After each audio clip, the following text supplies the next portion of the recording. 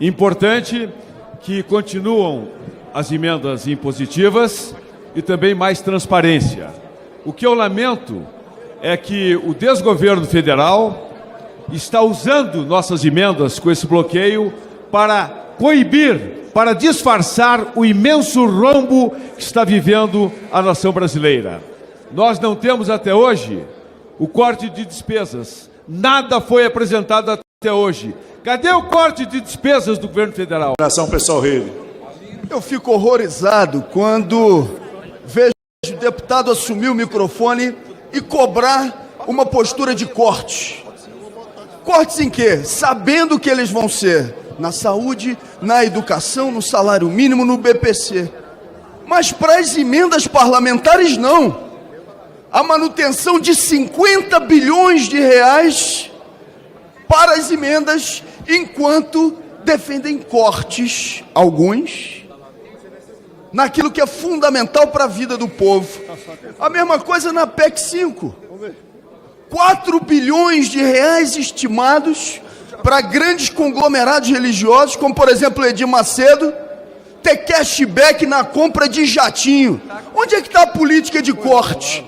Quando se fala dos grandes conglomerados e das emendas parlamentares, não. Nós não defendemos política de austeridade, nós defendemos políticas voltadas para o povo. O pessoal é contra esse projeto.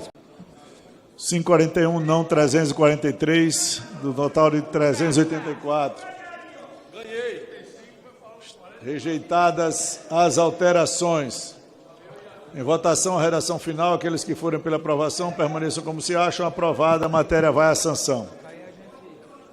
Presidente, o governo encaminha o voto sim, e a maioria, e esse PLP, o resultado desta votação é uma construção que fizemos, o nosso governo, Vossa Excelência, os líderes partidários, o relator da matéria, deputado Elmar Nascimento, o autor do projeto, deputado Rubem Júnior, e tudo que nós conversamos, houve uma convergência no sentido de preservar os interesses da Câmara, os interesses do governo e os interesses do país, para dar transparência, para dar celeridade, sobretudo, rastreabilidade naquilo que é fundamental da execução do orçamento.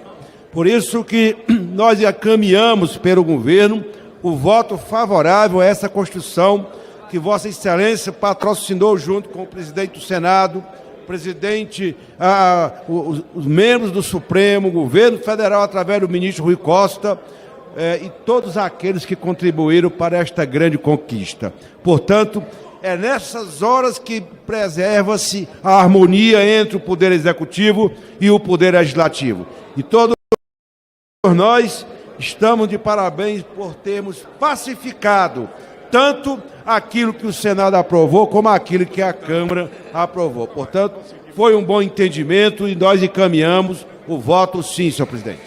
Senhor presidente, colegas, ainda estou aqui como estamos, sem qualquer entusiasmo maior em relação à apreciação que o Senado fez desse projeto que tenta dar, em tese, mais transparência, rastreabilidade, razoabilidade e limites às emendas parlamentares.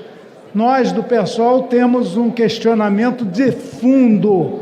Entendemos que o principal na função do Legislativo, dentro de uma república digna desse nome, não seja ter parte do orçamento da União individualizada. Isso a gente faz quando vota a importantíssima lei orçamentária anual. E as maiorias se manifestam, os serviços da dívida sempre ganham prioridade em relação às políticas públicas, enfim, temos aquela apreciação costumeira dentro de um parlamento que é predominantemente vinculado ao capital financeiro e a uma concepção econômica que reproduz desigualdade e injustiça. As emendas parlamentares chegaram, tornaram-se impositivas, mas vem ganhando progressivamente uma dimensão que altera a própria estrutura da República, que limita o Executivo, e qualquer que seja, e que inviabiliza uma articulação mais orgânica, mais planejada, mais racional das políticas públicas tão necessárias nesse país. O que o Senado fez? Ele adequa algumas coisas de maneira positiva, que é a previsão dos órgãos de fiscalização na indicação de ajuste nos planos de trabalho das emendas PIX. Por outro lado, foi suprimido, algo que a Câmara tinha enviado, o bloqueio de emendas parlamentares frente a uma elevação de despesas. Ou seja, o projeto não melhora de forma substancial o que a Câmara fez, ao nosso juízo, limitado e insuficiente. Nós consideramos que essas alterações não ajudam e mantemos, portanto, em nome de mais transparência, mais rastreabilidade, garantia de recursos prioritários para a saúde e também para a educação, para as políticas sociais, transparência, sobretudo, autoria. Esse controle social é muito importante. O secreto foi um grande escândalo criado durante a gestão Bolsonaro para garantir que os deputados e os senadores votassem de acordo com os planos daquele governo golpista tinha para o Brasil. Era um volume gigantesco de recursos sem nenhum tipo de transparência e que ele liberava de acordo com o interesse individual e de acordo com o voto dos parlamentares. Na época, o pessoal entrou no Supremo Tribunal Federal, que aceitou a nossa denúncia, a princípio a ministra Rosa Weber, e depois todo o Supremo Tribunal Federal, e obrigou a Câmara a garantir transparência, a acabar com essa palhaçada sobre o dinheiro público. E o que aconteceu? Esses recursos foram incorporados nas chamadas emendas de comissão.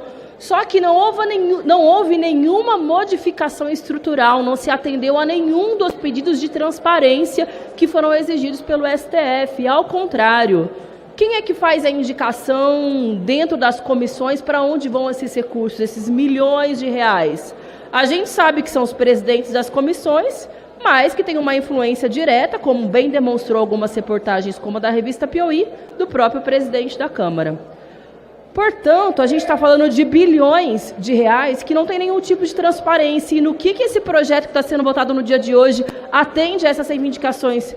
Em absolutamente nada. Não há garantia nenhuma de divisão igualitária entre as comissões e tampouco de quem é que vai estar enviando esse alto volume de recursos. A gente está falando de 11,5 bilhões de reais, que antes da decisão do Supremo Tribunal Federal era somente 600 milhões de reais. Olhem o volume de recursos que está sendo manipulado pelo Congresso Nacional sem nenhum tipo de transparência. E agora, mais recentemente, foi criada essa nova modalidade das emendas PIX, que podem ser aplicadas sobre as emendas individuais, novamente sem nenhum tipo de transparência. E de que modo esse PLP garante transparência? Nenhuma. A única novidade é que agora o parlamentar vai ter que explicitamente dizer para qual caixa de qual prefeitura está indo. Mas depois que esse dinheiro chega no caixa da prefeitura, não há nenhuma rastreabilidade, nenhuma garantia de que vai estar sendo utilizado de acordo com o que o parlamentar, pelo menos formalmente,